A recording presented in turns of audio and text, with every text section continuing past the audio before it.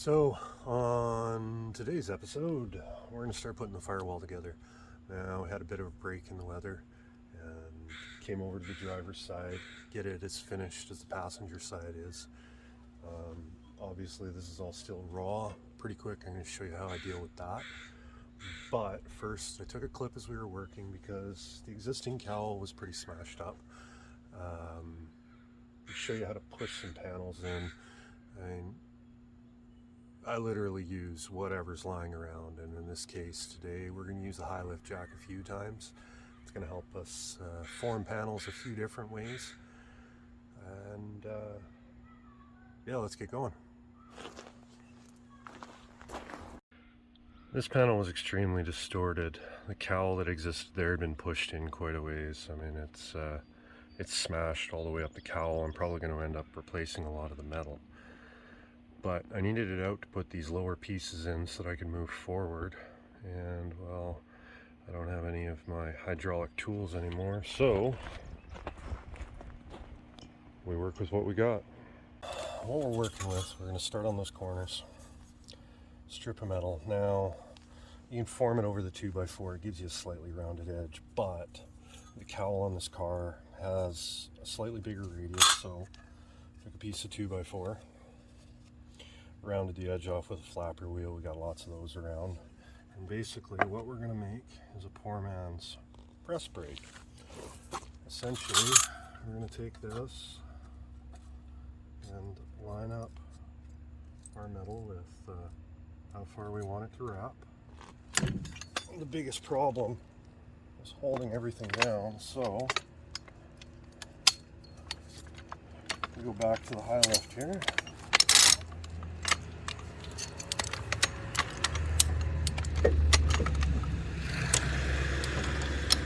It doesn't take a lot of pressure. You're basically just trying to hold the two halves a little under together.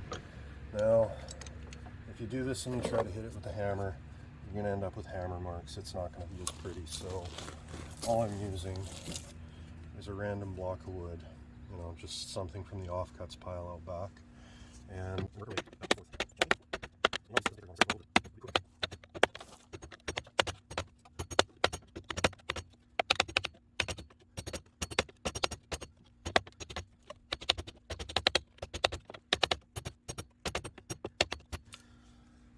now I know I want something close to 90 degrees.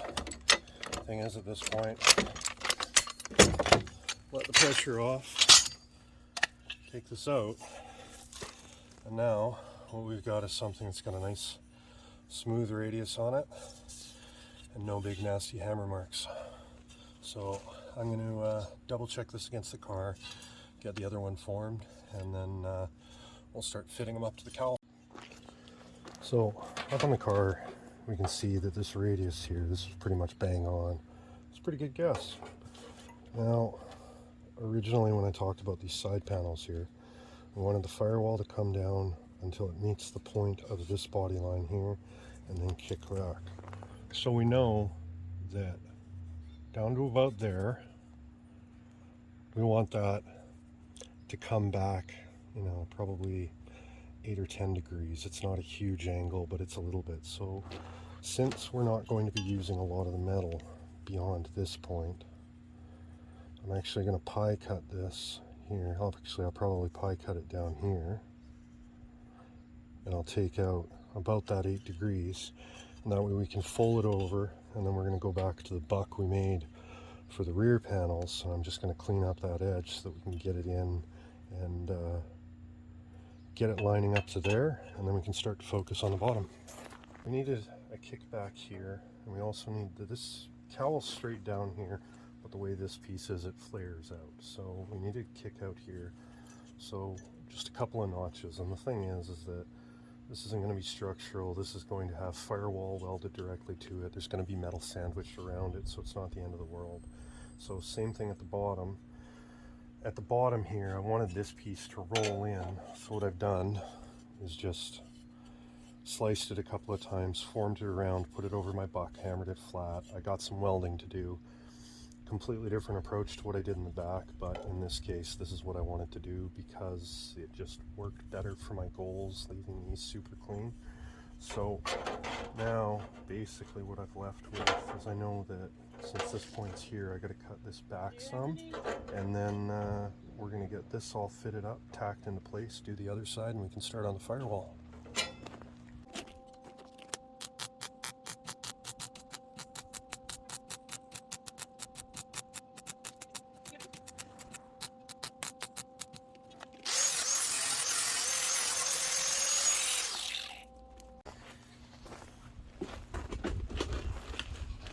So the rain's not cooperating, but we managed to get both of these sides in. I'll kind of, once I get up, I'll show you the work around here. Weld everything up, pull everything straight. We've got a bar sitting here. That way we can hold this bottom lip flat for now, because we don't know where our trans tunnel is going to be yet. I've still got to figure that out once I get a drivetrain. And we trimmed back the firewall. Now I've trimmed it back to this point because this was originally flanged and everything tucked behind as it was. And cutting it back to this point, I'll have to do some cleanup on it. But the idea is to take basically a flat piece of metal, bring it in here, it'll have a bit of a kick here, lay it all in, tack it in place, and then I can lay out the whole panel for bead rolling. And I don't have a bead roller here, but I do have access to one. So if I lay it all out the next time I head out of town, and stop by my buddy's shop and throw some beads in it, give it a little bit of strength and some style. But for right now, what I'm going to do is I'm going to show you how these pieces all sit on the car, and then I'm going to cut a piece to fill in the empty gap. So on the passenger side, it's all pretty straightforward. I mean, everything welds into place. This bottom corner, I haven't decided what I'm going to do with. I might trim those thick rockers back some and radius that panel in. That's something I can come to. I wanted this radius at the bottom edge here so my floor rolls in. No real reason, it's just what I decided to do. But if we look up here, I don't know if you can tell, you can kind of see it right here, how this panel, this would have been straight from the factory, but this is caved in here, it's pushed out here, it's fairly straight over here. Obviously there's been a lot of damage over the years, but this whole corner back in the day would have been pushed in. That's why I had to push it out with the jack all earlier. And now we've got this whole piece in here. This gives us all our radius. Once this is all welded, ground down, I'll have to go in with a hammer and dolly and clean it up. But as it sits right now, I'm ready to fill that gap in. So last night the rain picked up pretty hard, and I had a piece to cut this panel, and then I had to run off for the night. So today, tack the panel in here quick. Now, I said before, this is straight down to kind of this point here, and then it curves back. So this panel is going to need some shape. It's going to need a bit of a roll right here, and it's cut oversized right now, because what I'm going to do is I'm going to sit down and I'm going to lay out all my bead rolls, my pattern, how I want it to be. I don't want to cut it to size, and I don't want to roll this yet, because that would interfere with the bead roller, and I need a little bit of wiggle room.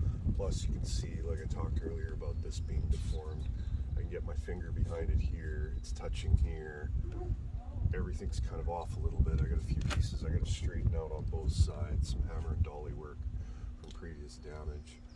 But basically I'm going to mark this, and then this is taken as far as I can take it right now, and I can come back to it after I take a trip out of town. Before we start laying out the pattern for the bead rolls, I wanted to make sure that we got clearance for a transmission. So go into the CAD software, pull up a Turbo 350 model, and I can take some basic measurements.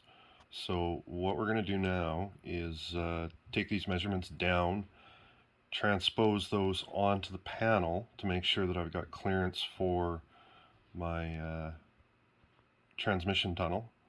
I want to make sure that I clearance all the way to the bell housing. I'm not sure how far back it's going to be pushed yet, but I don't want to bead roll my pattern into that. Once we get that laid on there, I'll be able to put my pattern outside of it.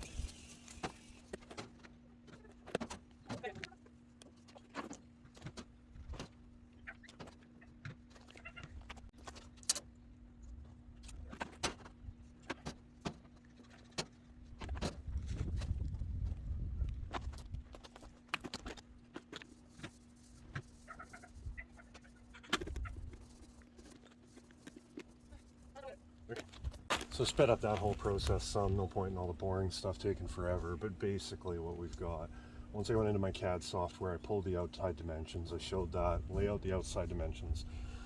This pattern here will clear the transmission bell housing if the pan is basically on the ground, which that's the plan because of how low this is. These are gonna sit on the ground when it's aired out.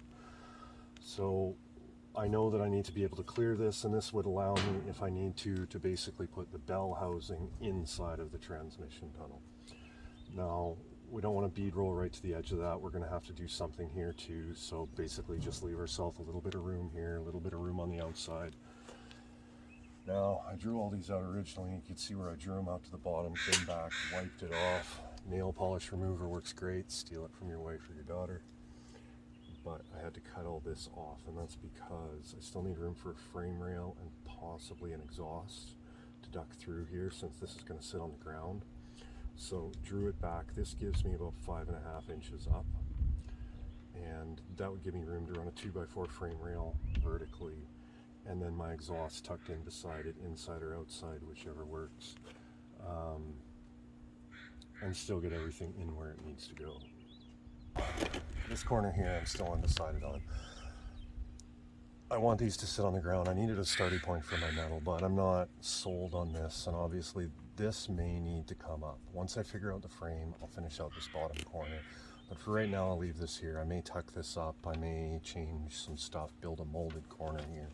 I need to finish off this area here, and I'm considering rolling this in and actually hammer forming over a corner piece to give this a bit of a radius instead of what's there. But again, that's going to come once I figure out what's going on here. So for now, because I'm jumping the gun and I'm doing this without the frame, I'm trying to do the body since I have the stuff here to do it. And when I get this all welded up, it's not a big deal to cut off this little piece of metal here, bring it up to this point, roll my floor over top of the frame. And we're right back where we were for now. This gave me my guidelines where everything needed to be. It's just metal. If I mess the whole thing up, I can redo it. If I don't like it, I can redo it. If it's damaged, well, I've been fixing damaged metal all over this, and I got a ton of damaged metal left to fix. So that's kind of where we're at with it right now. And that's where we're going to leave this video today. Now, it's early in the day, I'm finishing up. I got some other work to do on it today, and whatever I film will end up in a different video. We're going to move on to some other parts of the car. Obviously, there's a lot of work left to do, but I am thoroughly pleased with how it's coming together.